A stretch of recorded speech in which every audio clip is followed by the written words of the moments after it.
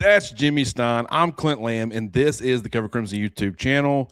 Jimmy, we're taking a massive risk. We're not going live here. We're going to record this, so we're going to see if just how much breaking news can possibly happen in the span of an hour when we record these. And before I can actually get it out, that's another probably 30 or so minutes. So we'll see exactly how many players leave, how many additions they get. Maybe the word on Yanze Pierre and Keon Sabb will become official. And either way, we're going to be reacting to that first. And because that's a great place to start. This was huge. This was the one like Yanze Pierre. Don't get me wrong, Keon Sabb being a starter, I think the more you have on the back half of your defense, that's certainly going to help. But Yanze Pierre, the fact that as far as the edge positions with Jordan Renaud entering the transfer portal, which we will get to that, but, with him entering the transfer portal, now you've lost your top three bandits from the 2025 season with LT Overton, Jordan Renaud, and Keon Keeley. The fact that you lost a player like Quay Russaw at Wolf, the fact that you went after a Jordan Ross and you didn't get him, losing a player like Yanze Pierre on top of all of that would have been what would have felt catastrophic. So huge keep for Alabama. What are your thoughts on Pierre and Sabb's return? Yeah, first Sabb, just because I've got something that I think is sort of loud to predict about Pierre, but Sabb is one of the great leaders on this team. I don't take that lightly at all. I think it's a big deal. Sabb is a major contender to be a team captain. My favorite Sabb story about his time at Alabama has nothing to do with him on the field, but DeBoer put together his first leadership council, after DeBoer just got there, so he hadn't been there long. And the very first meeting he had with his leadership council, which is similar to how Saban did things, but he meets with this leadership council and asks, okay, first things first, do y'all have anything, any suggestions where we can make this transition a little smoother? I mean, what can we do to improve things here? And their first suggestion was, yeah, we need to add Keon Sabb to this group. I mean that and Sabb had only been there for like weeks. So he's a major voice in the locker room. He's a major voice on this team, and just having that shouldn't be undersold. To say nothing of the fact now he's going to be a 3-year starter. The entirety of the Kalen DeBoer era at Alabama, you've had Keon Sabb at safety, and that's important. He's been a good player.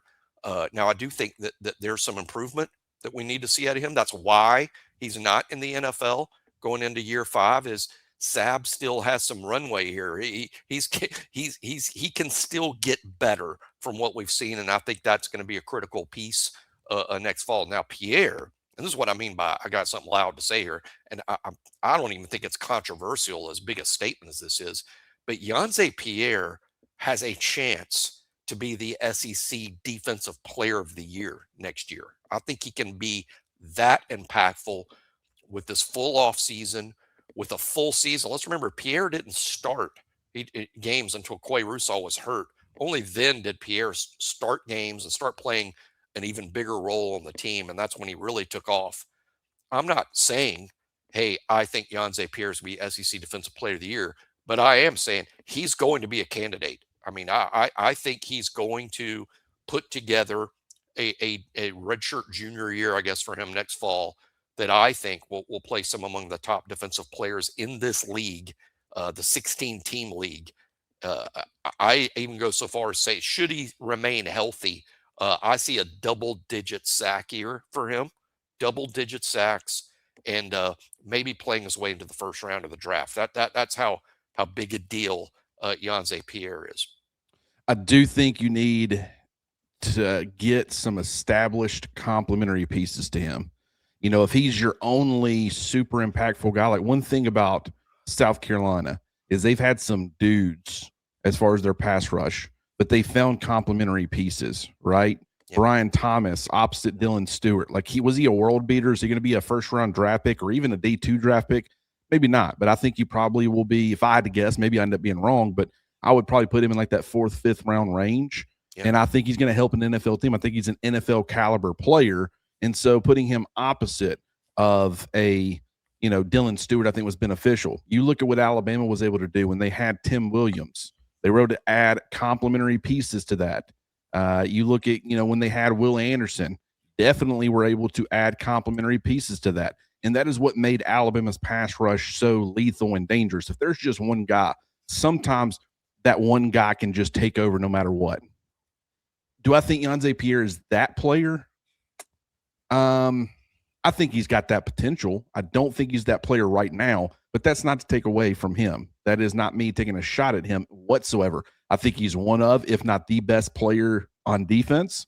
And I think he's going to continue to improve and take steps forward. And what he's been able to do up to this point has been incredible. I mean, because that's just a guy who, going into the season, I knew he'd be a rotational piece. I knew he'd be a guy who factored in, but the growth and how he emerged and lived up to that 5-star billing, I think has been fantastic. And I think him handling the other elements of playing Wolf, like he felt like a guy who, okay, he doesn't look super comfortable playing in space, playing off the ball, having to do the run fits on that front. I just didn't think he'd be able to do that at a very high level. And granted, he's still not the type of Wolf where you want to do that a ton with. It's not like, potentially Justin Hill or what you could do with Quay Russaw. But, I think Pierre, when he's asked to do those things, he can do those things and do those things effectively.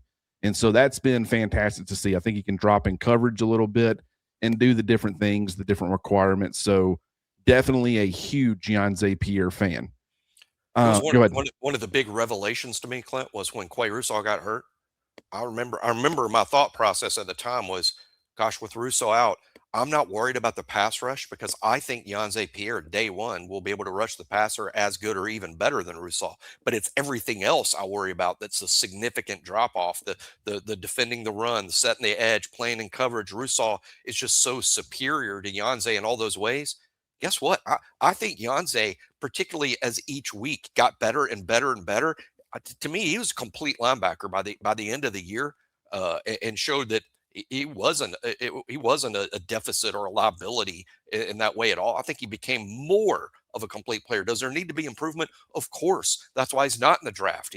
He's coming back to get better. I think especially at those things. But that to me was one of the great news revelations of the years when Russo went down. Pierre stepped it up all the way across the board, and now I think knows what he has to work on to become a first round type player. And I think he's that kind of talent. Yeah, I do too. And when I'm going to look up, I might wait. Let's see if I can find it. But essentially what I'm about to see is just how impactful he was when LT Overton wasn't out there, just because I would be curious. Because one of the things that, I'm talking about is like LT Overton, despite the fact that he didn't put up crazy sack numbers, he was definitely considered a, game wrecker type and a guy who you needed to account for as far as, Alabama's pass rush and just problematic guys up front for Alabama when it comes to getting after the quarterback. Right now, who does Alabama have on that front? I think Devin Tompkins has some disruptive traits, but I don't think he even brings what LT Overton brought. At least I haven't seen that up to this point. Maybe he continues to get better. I would have loved him as more of like that third piece, where now it's like, man, you've got an interior guy who can get after you. You have a solid player that complements Yonze Pierre, and you really got three different guys that you have to worry about. That is where I think, Alabama can get really dangerous. But right now, they really don't have that player. And as far as like the Damon Wilsons, I understand that Alabama has been connected to him. Don't think that's happening. And that's maybe might be a conversation that we get into a little bit later. But for Pierre, such a critical piece to Alabama's defensive success in 2026. There's no doubt about it. Keon Sabb, I understand that he's not the headliner that a Yonze Pierre is. I think Bray Hubbard electing to come back was the much bigger headline. One thing I'll say, though, and I'll continue to say this, obviously there's still more days, 2 days left in the transfer portal. Yeah, I think it closes Friday. I think so. Yeah, so, things can still change. So, understand that this is just current. But with where things currently stand, if Keon Sabb does in fact return, that is the expectation, you've got Bray Hubbard. We've talked about Zay Mincy. We've talked about Ivan Taylor. We've talked about Drake Kirkpatrick Jr. We've talked about Jaira Edwards, who I do think with the way things are trending right now, he's going to be your backup Husky. So, that's one where it's okay. and I think he'll get plenty of run. I mean, I think being the number 2 Husky would present him plenty of opportunities to get on the field as a true freshman. So I'm not really worried about him at all.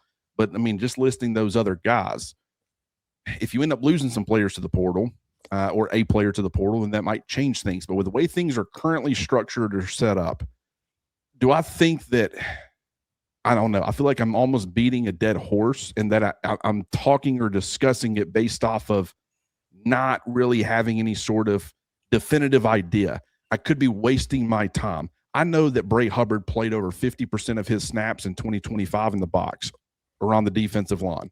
I know that number, the last 3 games against Georgia, Oklahoma, and obviously Indiana, that number jumped to close to 60% of his snaps in the box. I'm not saying they're necessarily going to make him a permanent linebacker, but it's almost like if you want to call it 3 safety looks and just have him essentially be a linebacker, a dime linebacker type who plays more than just in those dime situations, then, that might be something that you end up seeing. But I still think Alabama needs a field general on the second level, an experienced guy on the second level. And I feel like from that standpoint, those standpoints, I feel like Bray Hubbard would fit. I mean, and granted, he can still be that big time communicator, especially with him playing so much up in the box. He's going to be a guy who can communicate with the second and third level. And so, he can end up taking over that responsibility without having to technically play linebacker. I want to be completely upfront about all of that. But I am saying the plethora of quality options, in my opinion, at safety relative to the lack of an experienced option, even Caleb Woodson, there's still some transition there. I still think he's got to get a little bit bigger and stronger. Still think he needs some consistency, but the upside is certainly there. I could see a guy like Bray Hubbard maybe being one of those potential solutions at off-ball linebacker. Maybe. Still love him at safety, though. Want to continue to clarify that. Yeah, I would imagine he's going to continue in his safety role. But like you said, if he's lining up in the box 60% of the time, like he was doing at the end of the season, he's basically a linebacker anyway, doing linebacker type things. Every safety, that's what finding safeties that are good at everything is really tough. I think Jaira Edwards could prove to be that rare guy, but most safeties, in my experience, or the way I view the game, most safeties that play at that Alabama type level, they're either really good in the box, or they're really good center fielders, or they can play some man-to-man coverage and are safety cover guys. I think that's 3 different type safeties. It's just rare to find a guy who's good at all of it, who's good in the box. He's good at center field. He can cover man-to-man. I think Jair Edwards can be that guy. And they're very rare. Like Landon Collins, great box safety. Clinton Dix, great center fielder. But it's hard to find guys that are good at all of it. Jair might be that guy, but Bray is an excellent box safety. That means you need someone on the back end who's truly in the back end, and that's Keon Sabb. Keon might not be a day 1 type draft athlete, but he does know what he's doing back there. I think he's very good at the assignments. He's going to know this scheme. It'll be year 3 of the Kane Wommack scheme that he's played in, and I think Keon's solid back there. But yeah, I can see Bray doing linebacker box type things, kind of similar to how Saban used Landon Collins back in the day. I think Bray is impactful as Landon as a player. I think he's every bit as impactful, maybe even more so on the field. Having Bray back is just huge. I think he'll be considered one of the best safeties. And hey, he fills up the stat sheet. I think Hubbard is a candidate. And again, I'm using candidate, not predicting a trophy. But I think Hubbard is a Thorpe Award type candidate because he's going to fill the stat sheet. Yeah, I mean, the impact that he already has had from a turnover perspective, like not only does he, bring the leadership and the energy and all of those things, but he also has the ability to create game-changing plays, and he can do that in a variety of ways. He can do that with interceptions. He can do that with forcing fumbles, big hits that really get the energy going as far as your defense is concerned. Like he brings some great elements to Alabama's defense. Now, granted, he's not like an elite athlete. He's a good athlete. I think he can play safety on the NFL level. I really do. I don't think he would be, a a liability at all. But is he considered like an elite athlete? Probably not. In fact, I know that he's not. And that could be what ends up holding him out from even ever becoming a first round draft pick. But with that being said, he's going to get drafted high. He's going to spend a long time in the NFL, and he's going to be a guy that NFL teams love.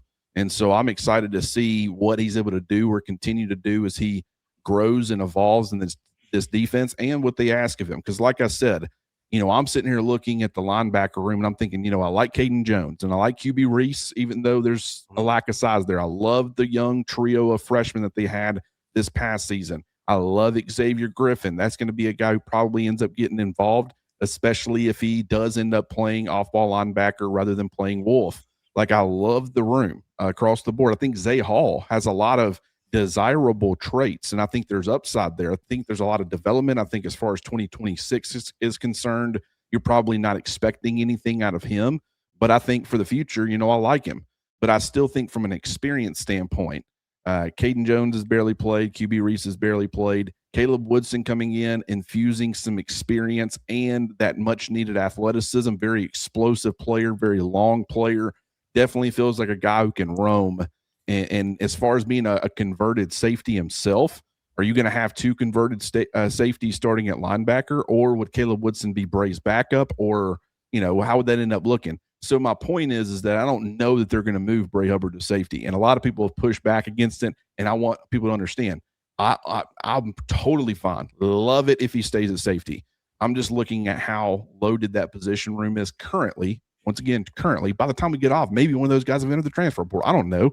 But, as it sits right now, there's a glaring need, in my opinion, as far as second-level experience. And even so, you can't just stick him there because now he gives you an experienced option.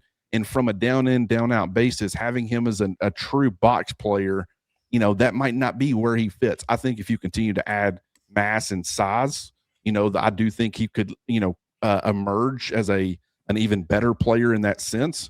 So I do think it could work, but it's no guarantee that it would work.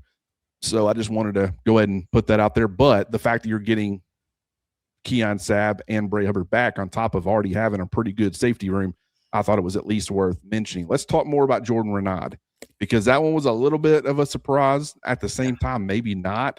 But it was more so a surprise because Keon Keeley left and you were losing O.T. Overton. So the thought process was right now, I still thought they were pretty shallow at Bandit. I was like, okay, Jordan Renaud, he's played some. Definitely needs to continue to get better, get more consistent. But, okay, he's probably your starter heading into 2026. Cavante Henry's another one. Devin Tompkins. And granted, after they lost Jordan Renaud, or maybe before, I think it was after, though, they added Caleb Smith, the transfer from Washington, and we'll be talking about him. Not a whole lot to go on as far as tape is concerned. But from a body standpoint, I think you needed to add another body in there anyways. But losing Jordan Renaud, I think that's a little bit concerning. Some fans are completely fine with it because of his on-field performance, and they felt like, he just wasn't very good at times. But from this standpoint of you're losing your top three Bandits, you're losing one of your top two or three Wolves, there's starting to become some concern after you also lose James Smith, you lose Tim Keenan. This defensive front is going to look vastly different in 2026 compared to 2025. Yeah, the parade of defensive linemen that have walked out the door is alarming. I mean, in terms, you lose Tim Keenan and LT Overton to the draft, that can't be helped. But then losing Keeley, Renaud, Kelby Collins, who's a good, guy that would have played first team, snaps, first team rotational snaps. And Renaud, let's be honest, Renaud hasn't been a great player. That's true. So I think there can be an overreaction here. I mean, because Renaud hasn't been a great player. That's just a fact. I mean, I'm comfortable saying that, especially with him, out the door. He hasn't been great. You could even argue he hasn't even really been good. But I think it compounds the issue in terms of how many of these experienced guys have walked out the door. Keeley's played a lot of first-team snaps now. Renaud's played a lot of first-team snaps. So is Kelby Collins. Certainly James Smith, who was absolutely a returning starter and would have been had he returned. So that group is going to be awfully green or new next year, whoever it ends up being. And in that sense, it's a little scary. I agree that it's the number of guys that have left. It's not the productivity of the guys that left outside of Keenan and Overton, who are very productive, but that can't be helped. They're out of eligibility. But the guys that you've lost, they haven't been super productive players. Not even James Smith. I mean, off the top of my head, I already know it. 28 tackles, 6.5 tackles for loss, 2.5 sacks. When you're a 15-game starter, that's not great production. So they haven't lost much of that, but they have lost a lot of bodies. They really have. And I was actually just looking at that because, you start talking about and Kelby Collins is 100% worth mentioning. And so is Noah Carter. Like, these are guys who, when I'm talking about the Wolf and stuff, I'd be sure to mention Quay Russaw, but I really liked Noah Carter. And he was very highly sought after in the transfer portal. Like, he was viewed as a very highly rated guy. Like, if he'd been playing for another team and he enters the portal and Alabama would have got a Noah Carter, fans would have been really excited about it. So the fact that, you lose him to Georgia Tech, that ends up being a pretty big bummer. But, Kelby Collins, I liked the talent and I liked the versatility. I still think that in some ways he could have dropped some weight and played a little bit more further outside. I think they liked him primarily as an inside guy. I know that's not where he wanted to play. I do think he thought he was going to be playing bandit at Alabama when he committed. But, I think from what we had heard in reports, there might have been some inconsistency with the work ethic, and I don't think he's a bad kid by any means. I just think it kind of, sometimes it's like pulling teeth a little bit. And then, with James Smith, and I wish I could find the quote, but David Ballou in the offseason, he talked James Smith up and just how good he had looked throughout the offseason. And then he mentioned something, and I wish I had the exact quote. But it was more, it kind of made me think, like, I just hope he carries this into the season and he continues to do this. It was like the vibe that I got, and it would be better for me to actually use the actual line from what he said. But that's the vibe that I got when he said that. Another thing where it's like, okay, there's maybe some inconsistency issues as far as the effort and the approach and the day-to-day. That might have played a role in what we ended up seeing as far as, their departures. The problem is replacement options have to be at an adequate level. So I'm not really upset that they either let some of these guys walk out the door, or maybe in some instances, maybe ushered some of these guys out the door. But from a replacement standpoint, Devin Tompkins does help. Obviously I've said Bingley Jones, I think he does help more than I think a lot of Bama fans realize. Don't think he's going to be some super impactful player, but I think he's going to be a part of the rotation. I think he's going to work hard. I think he wants to be a part of Alabama's team. He's going to be a guy who represents the university, with pride and everything else. But, I think from as far as like the Bandit standpoint and really the Wolf, and I include 3-Tech, even though right now I'm kind of putting Devin Tompkins in there. It's possible he plays Bandit, and really they should be focusing more on an interior player. But and let's just address the elephant in the room, because there were reports. I'm sure you probably heard it. Don't know this for a fact, but I wouldn't be shocked if it was true. PJ Adebawori, the edge out of Oklahoma, the former 5-star recruit, what I would view as their version of Keon Keeley, hadn't really done a whole lot through his first couple of years, but towards the back half of this season, he started to really come on and show a lot of ability and progress. And part of me thinks, because he did enter the transfer portal for all of about 2 minutes. Once again, there's a 2-day period where it takes some time to actually announce it and you actually to go in. And so it wasn't like that decision was made to pull out in 2 minutes. The decision had long been made. It took them 2 minutes to update things to pull him back out of the portal. But Oklahoma did whatever they could to make sure they kept Adebawori. And I think in some ways, kind of like the Isaiah Horton situation last year, there was almost a banking on him being available and him being brought in. And if he was on this roster right now, or he was committed right now, I feel pretty darn good about the defensive front. Wouldn't feel great. Would still be talking about a 3-tech's probably needed and stuff. But despite what they have lost pretty much across the board, I'd be in a position where I was like, I still think, Adebawori and what he had started to show and flash, I think that can be your complementary piece to a Yanze Pierre. Right now, I'm looking at this group and I'm thinking the best, in my opinion, yes, Devin Tompkins is probably the one that everybody's going to say. For me, right now, with where things are currently at, and this is banking on a ton, and this is why I don't like this, but for me, it would probably be Jamarian Matthews. I love that guy, and I think that he's going to be a much better, much more impactful player than people realize, but I don't like that you're having a bank on that. So, that's kind of how things are working out right now. Alabama, in my opinion, they'd still have some work to do as far as this defensive front is concerned.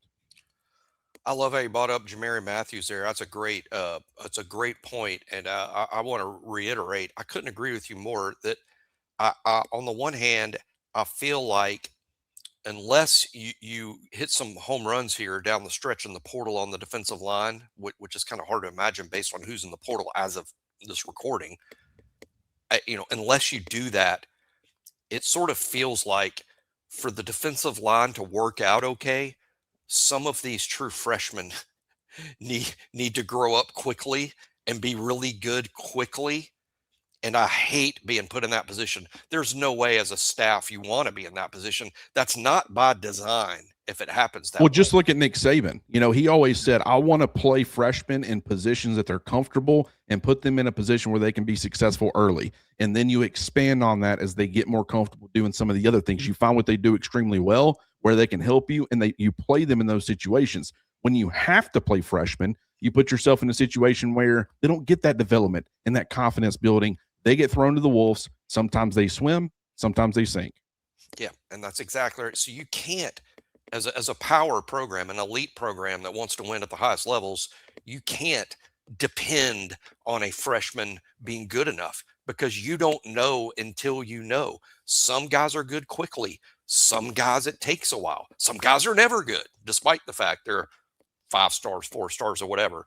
But I say all that to say, I do like the entirety of the freshman defensive line group. I really do. I think that we're not talking about them enough. Yep. I think as a group, they're just underrated across the board. I love Jamarian Matthews. I love Nolan Wilson. I think Mari Johnson from Muscle Shoals is underrated. Malik Franklin was a great find and sign for Alabama at the end. Always liked him. And, of course, Corey Howard from Georgia, who could have signed with Georgia. Another guy that I would imagine is going to be a rotational first-team piece early in his time at Alabama. So I do like the freshman defensive line group, and I'm sort of, let's call it a prediction. You can't bank on it, but I do predict 1 or 2 of these freshman defensive linemen are going to be big deals next fall, partly because they have to, but partly because I think they're going to be good enough. And the Bandit spot, in my mind, is the spot where they can be most impactful. There's obviously going to be opportunity there, and a freshman starting always starts with opportunity.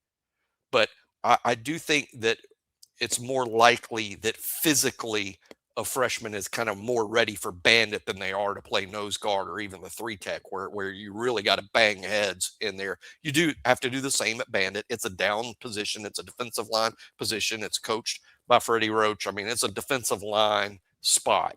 But that outside pass rush is something that they all did in high school to an extent. They know they're showing up with some pass rush moves. They've already got some. That's why they're there. So, again, you can't bank on it. I'm not going to sit here and say your starting Bandit against East Carolina is Jamarian Matthews. It would be crazy to say that, and probably completely irresponsible.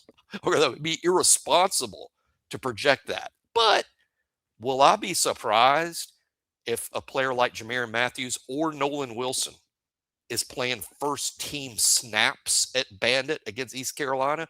I won't be surprised at all. I want to predict it, but it would be irresponsible to say, hey, I think they're going to be the starter there. That's asking for too much and expecting too much, because you don't know until you know. Yeah, and Nolan Wilson, I love the upside of him. And maybe he comes in and he's like more ready than I saw on tape. The reason that I'm talking a lot about Jamarian Matthews, I love Matthews. He's probably my favorite amongst the defensive line signees. And I think he actually is rated a little bit higher than Nolan Wilson. So maybe that's the easy cop out, is to go with the highest rated. but I agree with it. But I still love Nolan Wilson. I just saw a little bit more rawness to his game. Yeah, I Needs can a see little bit that. more consistent of a pass pad level. And I still think there's like the interior intrigue is very high. I would fully assume, based off of how things are trending right now, is going to start off at Bandit. And so from a numbers standpoint, like you look at Bandit, and from a number standpoint, they're good. Like they have 5 of them. Cavante Henry, Caleb Smith now, who has some inside out versatility. We'll be talking about him in just a second. Jamarian Matthews, Nolan Wilson, and Malik Franklin are the 5, but that's 3 true freshmen, a redshirt freshman, and a guy, who's going to be a senior, but he was a JUCO guy. All of his experience pretty much, other than, a little bit of action in Tuscaloosa this past season, meaningful action too, by the way, but very limited. They're good from a number standpoint, but just knowing who that guy's going to be, there's so much uncertainty there. Wolf, it's all numbers. You know who the first guy's going to be. You know who the second guy's going to be, but there are only 2 guys that are currently playing that position. So you have no idea. There's, you want to have some depth and rotation, and it can't fall off a cliff, if you have to start working to some of those guys. And we saw Quay Russaw went down. Yanze Pierre, I think, spent a little bit of the time banged up.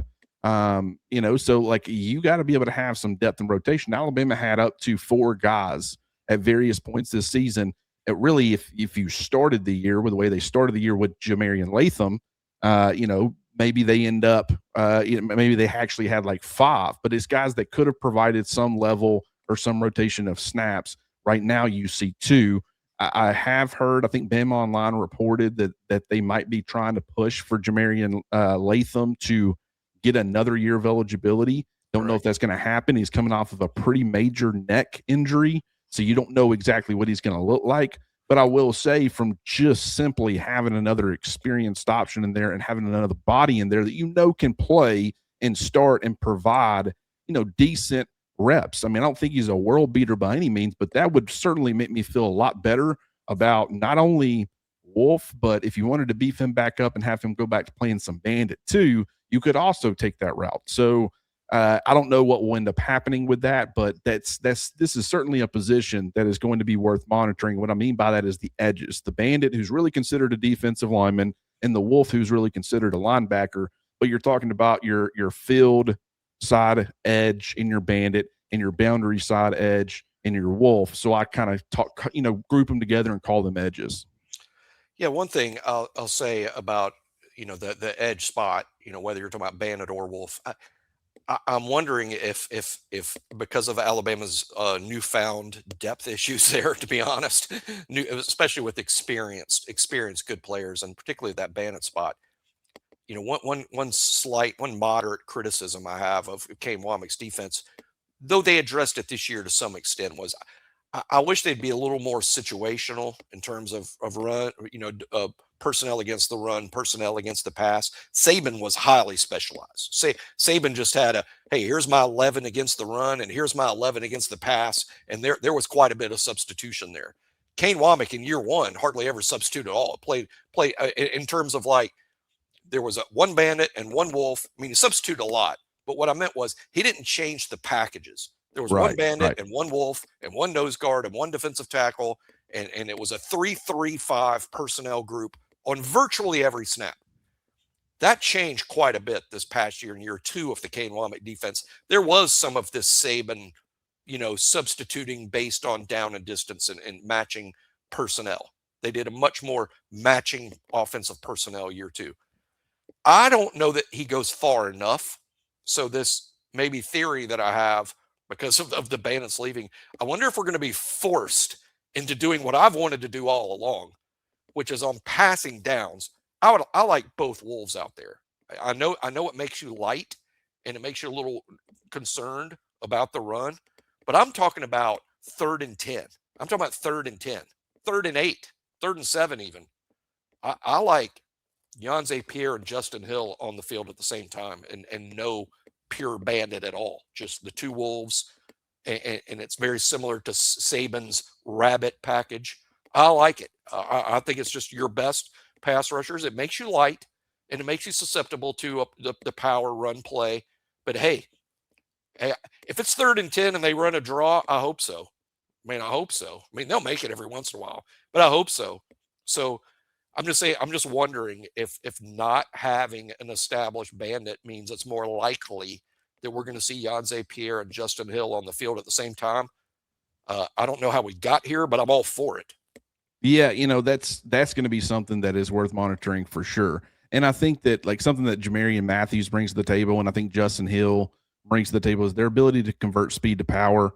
I kind of like this idea of granted, you're doing a lot of twist and different stunts and all these different things, maybe to one side in those obvious passing situations. But I think if you've got kind of a pocket collapser type on the other side that's going to be able to put the offensive tackle in the quarterback's lap and try to flush him towards where you're causing those, doing those, creating the confusion for the offensive line, it can create some opportunities. I think that tends to, it's not how everybody wants to structure it or is going to structure it, but I think those guys having that pocket collapsing ability as speed to power rushers could end up being beneficial.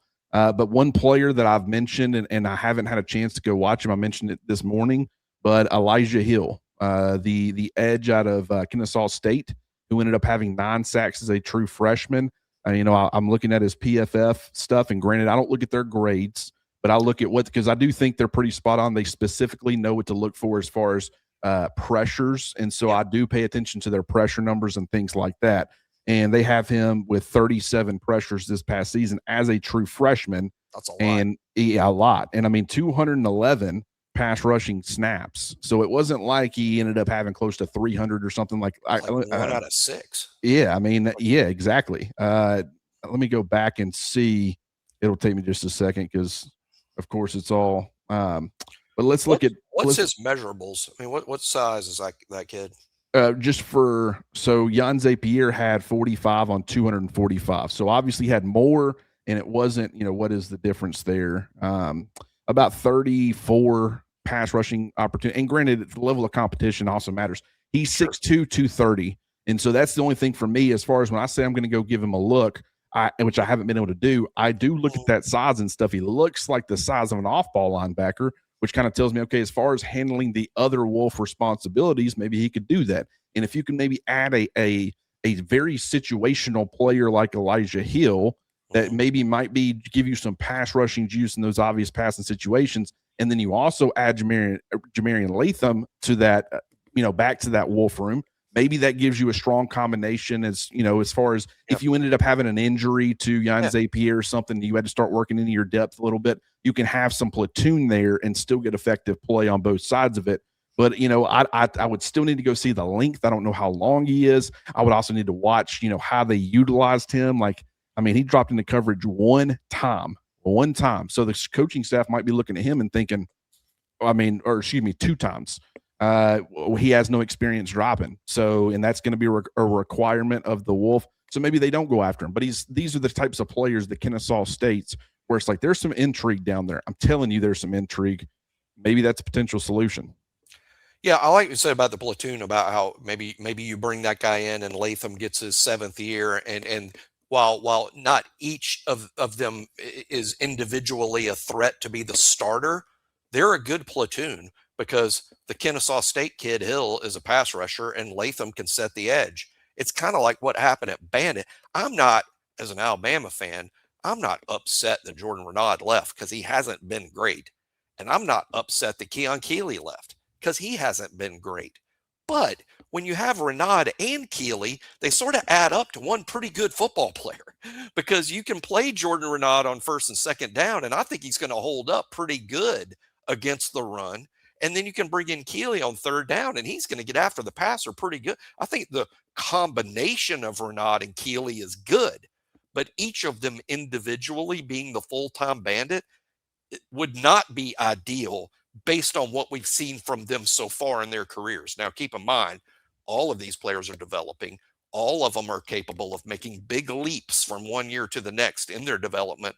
And I'm not going to be shocked if either Jordan Renaud or Keon Keeley develops into a really good 3-down player at their next stop, because all of these guys get better year to year, and scheme matters for these front 7 guys. It could be that the scheme might not have fit Keeley or Renaud super well at Alabama, and it will fit them well in their next spot, because scheme with front seven guys really matters when it comes to evaluation and fit. But Bandit remains an issue, but I can get excited about those freshmen. And there are guys in the portal, like you said, Clint. The kid from Kennesaw. I like the guard center from Cal Poly. That's an FCS school, but I watched his tape, and again, it's kind of like watching high school tape, to be honest. And what I mean by that is, you always have to take into account who he's playing against. You have to take that into account. But when I look at his movement skills and the power with which he plays with, and his natural size, and the fact he could play center or guard, I mean, to me, that guy was a take 100 out of 100 times. I don't care that he was at Cal Poly. Another Cal Poly player I can name is Josh Cuevas. Worked out pretty well for him. I think it took a while. I think Cuevas, it probably took to year 4 before Cuevas was like really good, at this level of football. And then in year 5, what we just watched, I think, as a pass receiving tight end, he was basically as good as anybody in the whole SEC as a pass receiving tight end. So it took Cuevas a while, and that's what happens when these kids sign with the FCS schools. They're if they ever develop into a Power 4 type player, it's going to take a hot minute. But I like the racing the dude from Cal Poly. Yeah, I do too. And I was just looking to see. So he's like, I think he would have multiple years of eligibility, if I'm not mistaken, which a lot of these guys that Alabama is targeting is. And so that type of junior, I think, yeah. So like these types of guys, it's like, I like it, because if there was this transition period expected, and you brought him in, he's got 1 year of eligibility, you never end up really getting him there. But if you got a year to adjust and acclimate, and then he's kind of ready to where, even if he's not ready to be a starter in 2026, maybe he's your starter or a starter in 2027. So yeah, that's definitely something I want to talk about before we get out of here. Is just the transfer portal in general, because one of the conversations I've been having a lot on Twitter with people has to do with the Jordan Seatons of the world, and how Alabama needs to take every opportunity that it can to make sure that they get him. I don't think that's the case. I don't think that's necessary. And the reason I don't think that is necessary is that this is clearly a bag chaser. And if you're going to chase bag chasers, you need to have the biggest bag. And Alabama's not going to have the biggest bag. Will they come in a respectable range? Yes. I think with Cam Coleman, it wasn't like it was, we're going to offer you $500K. It was still but it didn't come close to touching what Texas paid. Not even close. And so it didn't matter your relationship with Derek Nix or the in-state factor and all these other things. He was a guy that wanted to get paid, and from an NIL perspective, and he got paid from an NIL perspective. But I more so understood that pursuit because of some of these other connections where you say, well, maybe he's willing to take less money. The Jordan Seatons of the world, and he is a different caliber. Very few guys like this enter the transfer portal, period. And the fact that he's coming in at a very high value position would certainly help Alabama's offensive line. But there needs to be a level of realism there, where unless somehow Alabama is now able to afford $3 to $4 million for a tackle, which people will be like, just do it, man.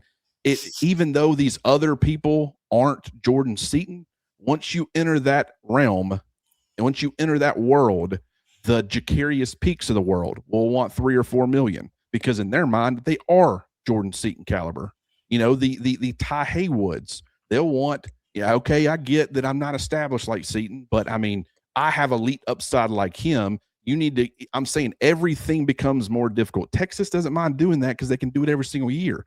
The second Alabama gets into playing those games, to me, it is a losing battle, and they're screwed. So while everybody wants to make this guy the exception, and I'm not saying if the right guy didn't come along and they feel like they would be willing to spend way more on somebody than they've ever spent on somebody. I'm not saying that they wouldn't do. I think in some ways they probably would have been willing to do that with Cam Coleman. But the point is that it's still not to that level. And the narrative, if you end up landing a Cam Coleman, is Cam Coleman accepted less money to come to you, not Texas handed him a ginormous bag. That's the message that recruits are getting from Texas. If Alabama would have somehow gotten Cam Coleman, it would have been they didn't have to pay as much because he wanted to stay in the state of Alabama and he wanted to play for Derek Nix. That would have been more of the narrative. So future recruiting is not as difficult for you. So Texas can play that game, but Alabama fans, I keep reiterating this, there needs to be an element of realism here where you understand that this whole getting into the bidding wars, it's not going to happen, and it's not smart to let it happen. As much as we all want the big great players, that's the reality of the situation, Jimmy. Free agency creates players that get overpaid because there's so many different teams that want to add the player. Their cost gets artificially inflated. And what I mean by that is, look, I'm going to use Jordan Renaud as an example. I think a lot of people say things like, well, they let Jordan Renaud walk out the door. I don't know what all the details are, and I'm not going to pretend to know what all the details are. And it may have had nothing to do with money. Most of the time, it's about money. Most of the time, it is. It's not like they probably, and again, I'm guessing here, I don't think they probably just let Jordan Renaud walk out the door. It's just that they had a value assigned to Jordan Renaud. We think you're worth, based on what we've seen and based on what we think you'll do next year, we think you're worth $300,000.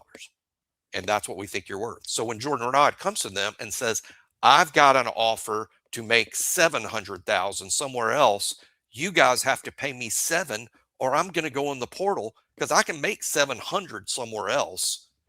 Alabama tends to stick to their guns and say, we're not going to pay $700,000 for you're not a $700,000 player to us. You're a $300,000 player to us. So that's not letting someone walk. That's valuing the player, making an evaluation of their worth and sticking to it and not overpaying. Because Clint's exactly right. Once you start overpaying, that's a slippery slope. What if you paid Cam Coleman what Texas paid him? And a lot of Alabama fans say, yeah, pay him whatever he wants. Well, what is Ryan Williams going to think about that? What's Latsier Brooks going to think about that? When they're not only not the highest paid guy in the room, they're not even close to the highest paid player in the room. You create all sorts of locker room problems. So overpaying is a slippery slope.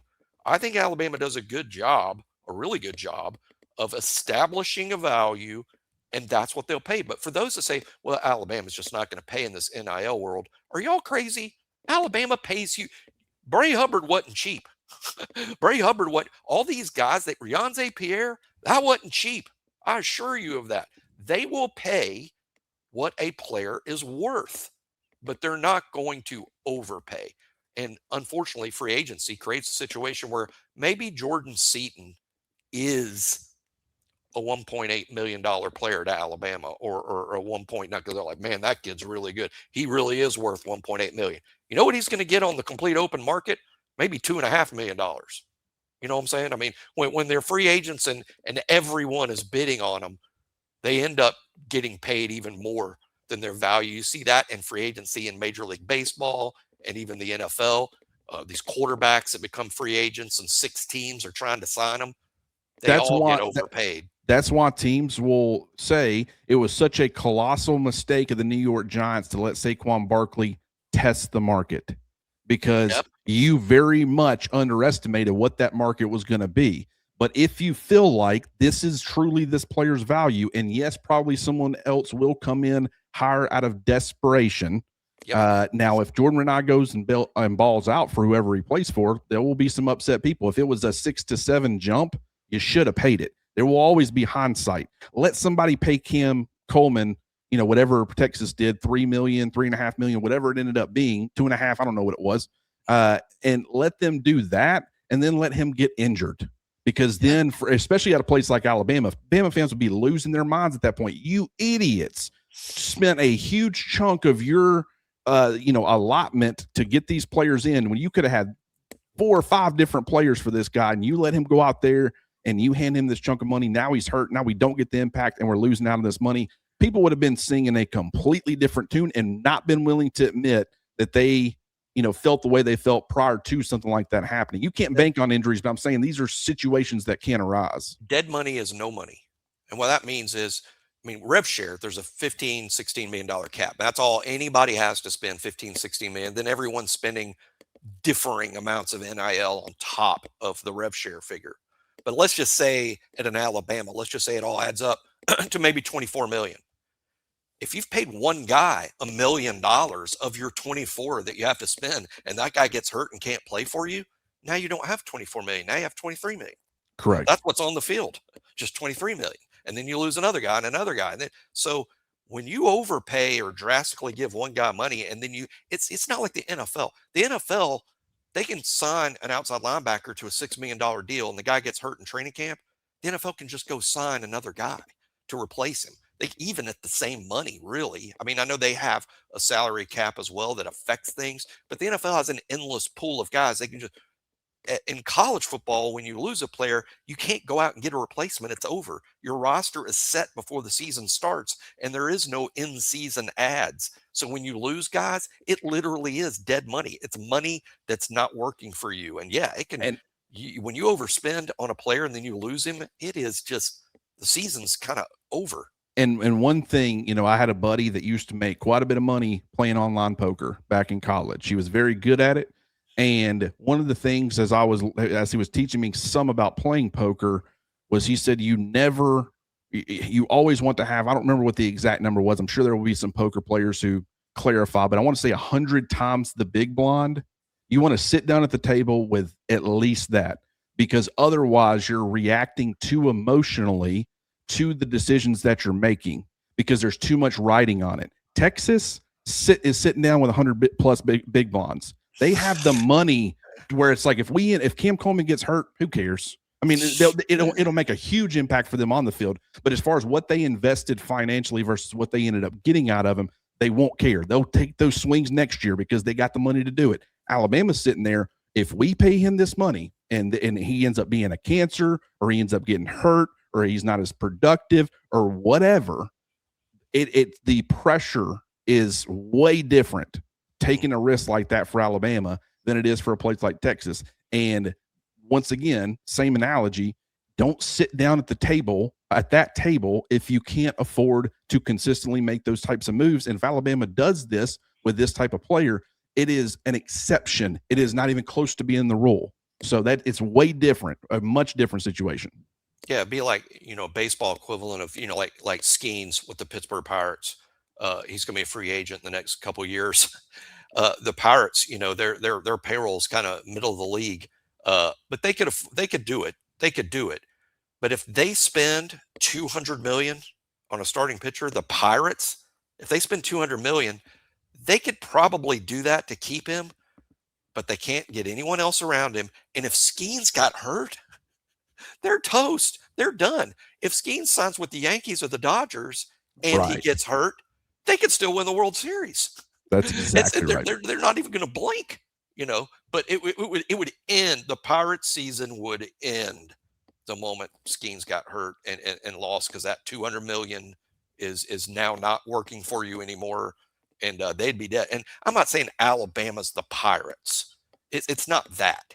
Right. But Alabama's not Texas. And for those that don't understand, I'm sure this number's be a little off, but basically Alabama's alumni base, to my knowledge, and I'm sure this is true, if somebody knows for a fact, you can correct this, but I don't believe Alabama has even one billionaire alum.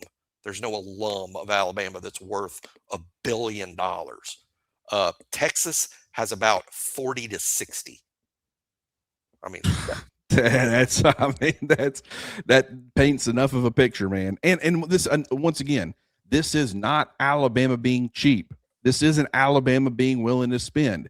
If Keelan Russell hit the transfer portal, how much do you think a team would have paid for him? If Latsier, go ahead, probably $2 million or more. If Latsier Brooks had hit the transfer portal, what do you think he's getting paid? If Ryan Williams, despite all the fans' frustrations with Ryan Williams would be an absolute $1 million plus in the free agency, absolutely over $1 million easily. Alabama has to pay to keep these guys on the roster. Correct. They're not playing for free.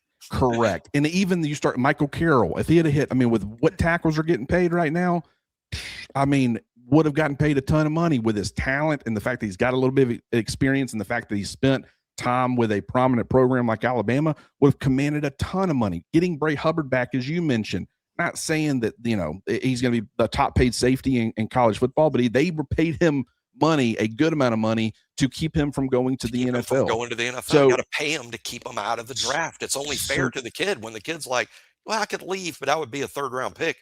You sort of have to pay him third-round money to keep him there. That's right. And so my point is, stop saying that they're not spending. Okay, we need to spend. We need to spend. They're spending. They're just and I understand the thought process is, okay, that's fine, but we had all these players last year. We still fell well short of our expectations. You lose guys like James Smith. You lose guys like L.T. Overton and Tim Keenan and Jordan Renard and Keon Keeley and Deontay Lawson and, Justin Jefferson and Nakai Hill-Green and Damani Jackson. Like, you start listing all these players that they lost, and it's like, we don't feel like we're getting the adequate replacements for all of these guys. And so, yeah, it's great. But I understand the logic. But don't say they're not spending. Their focus is on roster retention.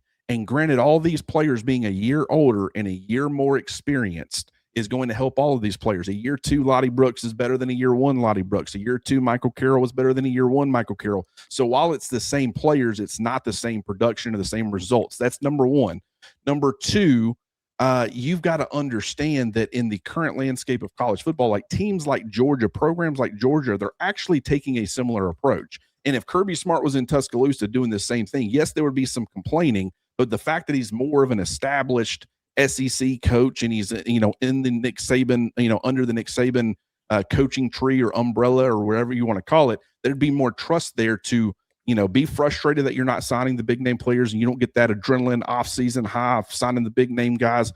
But I don't feel like that, fans would be as upset about it as they are based off of what they saw on the field, and they feel like off the field, but the focus for Alabama has been retention. And granted, this is another thing, Kentucky, they don't have the Latsier Brooks. They don't have the Keelan Russells. They don't have all the, so them going money to spend. Exactly. They got money to spend. Exactly. And everybody's like, how's Kentucky finding this money? And we don't. It's like, no. The Alabama overall still probably has more money than Kentucky, especially being invested into their football program. They just didn't have anybody hardly worth keeping. The one quarterback that they had, I don't remember, Arizona State maybe is where he transferred to, but they ended up going after somebody else, the Notre Dame backup, because he's a bigger name guy, but that's a player that was like, okay, he showed some talent or flash. Maybe they end up paying to retain their own quarterback. No, get out of here. We're trying to upgrade. My point is that it's not the same thing. Kentucky's starting in a much different place than Alabama. It's just Kentucky gets to add all the new names that make you excited because you didn't have them to make it feel like you're getting better, while Alabama is doing everything it can to keep the good guys that it's already got on its roster. Once again, different situation. Yeah, the money that Alabama spent on retention and the high school signing class is big. That hasn't left as much for the portal, but there is still, Alabama has signed, what was about 12 guys out of the portal. Not all of these, Devin Tompkins wasn't cheap. Caleb Woodson wasn't cheap. Noah Rogers wasn't cheap. Ty Haywood certainly wasn't cheap. I don't think Caden Strayhorn was cheap either. Right. I mean, they are spending, and as much as, I probably use a bad analogy when I was talking about the Pittsburgh Pirates, I think Alabama, in terms of rev share plus NIL, is probably a top 10 spender in the sport, probably top 10 around there anyway. But there is a huge gap between number 1 and 10. There is a gap there, but Alabama's a top 10 spender. The people that say Alabama doesn't spend simply aren't plugged in. Alabama's a top 10 spender. I'm quite confident saying that. And if they ever are able to sign guys to 3 or 4 year contracts and they can't transfer out, they got to stay committed to their contracts. Then if Alabama's spending all these off seasons, not adding a bunch of new talent, then you can say, where's the money? Because right now the money is you lose players, you lose the James Smiths and the Quay Russalls and all these guys. But when you're elevating what everybody else, all the key players on your current roster are already making, you're offsetting a lot of that. But you're offsetting it just keeping the guys that you already had. So there isn't any sort of, they're saving money because Caden Proctor went to the NFL and Quay Russal's gone and James Smith's gone. No, a lot of that money was, okay, it goes to Lottie Brooks. It goes to Keelan Russell and Austin Mack. What they were paying Ty Simpson, that's probably been divvied up over them. Like it's been those types of situations, but yet you haven't had to reach the replacement side of it from a numbers standpoint yet or an impact standpoint.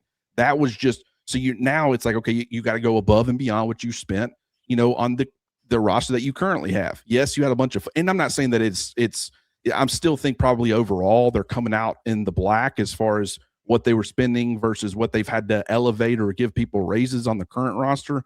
But that's a huge chunk of it, in my opinion. So it doesn't create this unlimited amount of resources to go sign guys just because you lost a bunch of highly paid players. That's not exactly how it works when you're a program like Alabama that's got a lot of really good players. And another thing to kind of confirm that, look where some of these guys are going.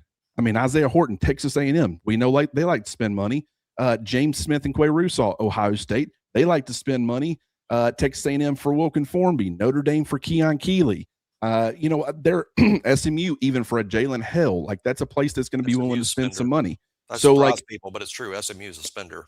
Absolutely. And so a lot of these guys, they're going places and they're viewed as very talented guys. And that's what's going to create problems for fans is that they want those talented guys on the roster. But it just tells you that this Alabama roster, despite the fact that it fell in a lot of ways short of the expectations of fans, it was still viewed as one of the best absolute rosters in college football. I think Ty Simpson's injury played a part in that to some extent. As far as the product offensively, I think a lot of people know that. But also, I do think that at certain positions, they need better development, which is why we've continuously talked about the coaching staff. If they can get that development through one means or another, then I think that would help because the talent is there. And yes, from a talent in 2026 overall compared to the actual talent in 2025 overall, yes, you might take a step back, but I think schematically you get things that fit better. I think from a quarterback health standpoint, you're in a much better place. I think Ryan Grubb being more comfortable in year two, just all of these things end up mattering. And we all saw how Kane Wommack was able to expand on his defense going from year one to year two. Maybe he's able to continue to expand on that, continue to create different looks and different ways of creating chaos or havoc for opposing offenses. And maybe the defense, despite the fact that there's not as much talent, maybe it continues to get a little bit better. Another thing is that this isn't a positive vibe, Alabama. Like, I mean, with the way that they got beat down against Indiana, it's not like they're riding high and coming off a national championship and everybody wants to play for them. In some ways, a lot of people are viewing them as a declining program. So this isn't like it's just going to be a little bit less talent every single year and they're going to continue to trickle down. No, if they can get things right, have a good year, have some excitement, whatever, you can start getting that going back in the other direction too. This isn't a permanent, way of it working.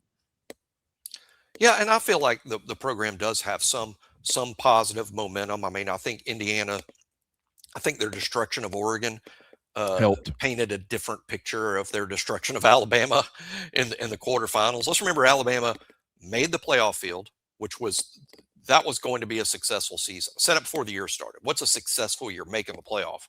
They did. They not only made the playoff, they got in the playoff and won a game on the road against a team they had already lost to.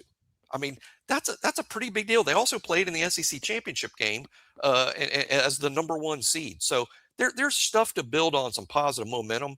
I know the portal season has felt like a net loss for Alabama, and I'm not saying that it's not. I want to total it all up. When portal season's over and you've signed your last player out of the portal's going to close, but you're still able to sign players after the portal. So it's going to be another week or 10 days, I'm guessing, of Alabama adding out of the portal. But when it's all over, I want to add it up. Okay, who did you lose? Right. Who did you sign? And does it look like a net loss then? Today it is. They lost 21 guys, and they haven't bought in the collective talent of the 21 guys they all have. But it's not over yet. And you don't have to match it exactly, talent out, talent in, because you've also added from the freshman class. That's your talent too. And again, this was I think the number 3, number 4 class in the country that's showing up. So that's quite a bit of talent. So you don't have to be net positive with the portal if you're Alabama based on that high school class, but you do have to be close. It's not over yet. So let's see how the last few days goes.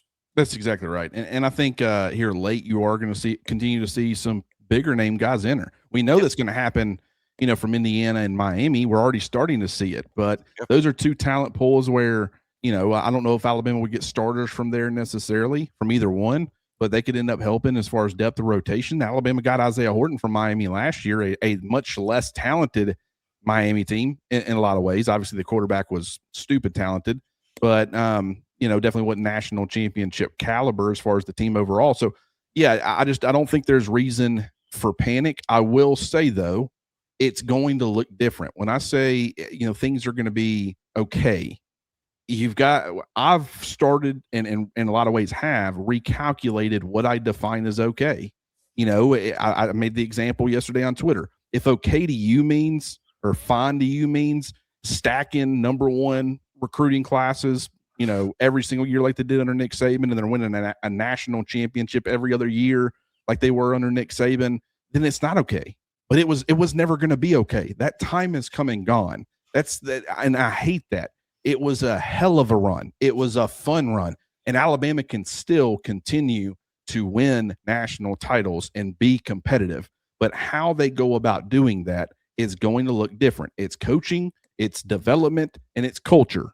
Those are the three pillars that Alabama has to build this program on. And I think that we've all said, Kalen DeBoer, culture. We think, despite the fact that you haven't exactly seen it, and I think changes need to be made so you get back to seeing this at every position or with every position group. Development has always been something that Kalen DeBoer and company have been pretty good at. And coaching, on-field coaching, that's something, that is Ryan Grubb was widely considered one of the best offensive minds just a couple of years ago.